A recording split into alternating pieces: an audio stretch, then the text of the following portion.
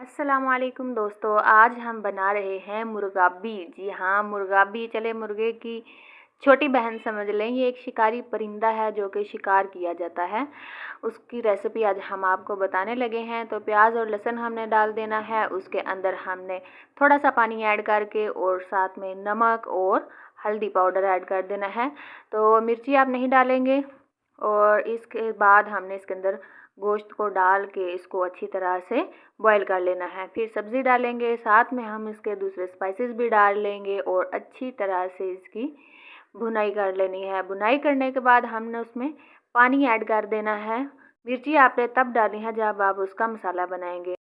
ये भुनाई करने के बाद हमने निकाली थी, साथ में हमने फुलके बनाए थे और ये हमारा रेडी हो गया है। देखें जी, ये इसकी फाइनल लुक है। बहुत ही टेस्टी बना था।